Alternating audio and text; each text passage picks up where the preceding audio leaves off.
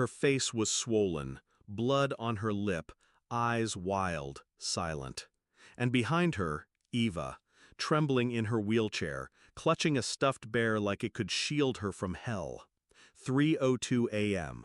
My breath fogged the glass as I opened the door. No words, just terror, just need. Then my phone vibrated. A single message from her. "Don't you dare shelter them." And in that moment I understood everything.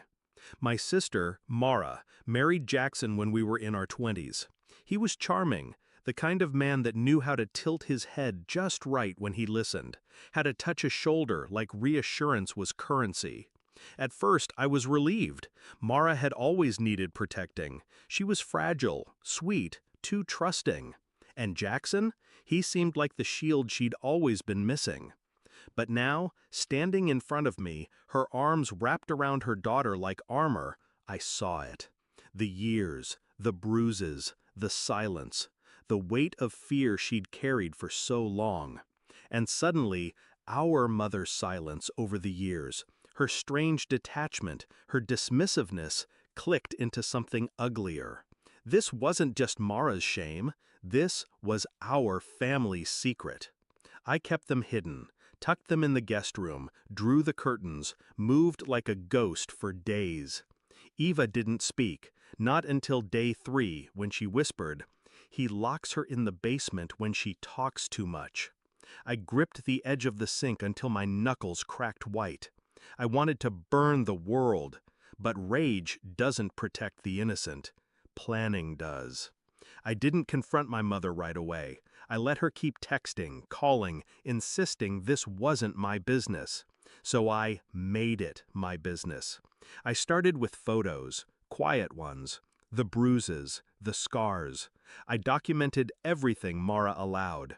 I contacted a friend, one of those women who worked in the shadows, domestic abuse lawyer, silent warrior.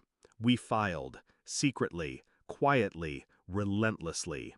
Restraining order, emergency custody. But legal papers weren't enough, not with a man like Jackson. I visited their house, told him I was just checking on things for Mara. He opened the door with that smug smile. "How's my little runaway doing?" I smiled back. "Healing." He laughed, called her dramatic, said she'd always had episodes. I saw the twitch in his jaw when I told him I had full access to the house now, by court order. That night, I broke the deadbolt and went down into the basement. Found a latch hidden behind a false wall, and there it was, the room. No windows, soundproofing, a single chair in the center, and a baby monitor, like it had once belonged to Eva. I took photos, every inch, every grotesque inch.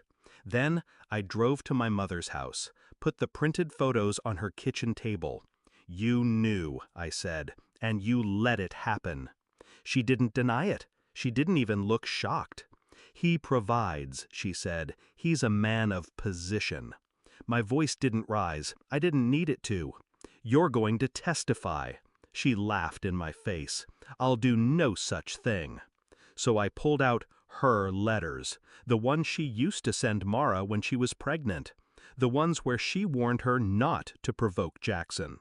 I'd taken them from the attic during a holiday visit years ago, back when I thought they were just controlling, not confessional. Now, they were leverage. Court moved fast after that. The judge saw the photos, the basement, the bruises. And when Eva finally found the courage to speak, her trembling voice cracked the silence wide open. Jackson lost everything: custody, status, power. And when they cuffed him in the courtroom, he turned to me and hissed, "This was you." I didn't flinch. I just looked him in the eye and said, "She's not alone anymore." But that wasn't the end. See, monsters like Jackson don't disappear quietly. He had friends, connections, a network of cowards in suits and golf clubs. So I exposed them. I sent anonymous packages, photos, transcripts, names, to wives, employers, churches.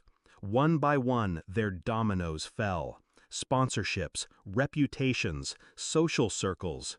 You don't get to hide behind prestige while you terrorize little girls in wheelchairs. Months passed. Mara started smiling again, real smiles. Eva drew a picture of us, labeled it, "My Safe People." And our mother? She moved away. Couldn't stand the shame. Good.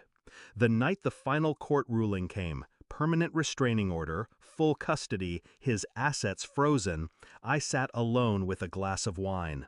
And for the first time in years, I exhaled without shaking. They say monsters wear masks, but in my family, they wore wedding rings and pearls and polite smiles. And when they showed up at my doorstep at 3 a.m., begging not for help, but permission to finally run, I didn't hesitate. Because silence is complicity. And I'd rather be the villain in their twisted family story than the bystander who let a child live in fear. Some monsters wear wedding rings, but now they wear orange jumpsuits too.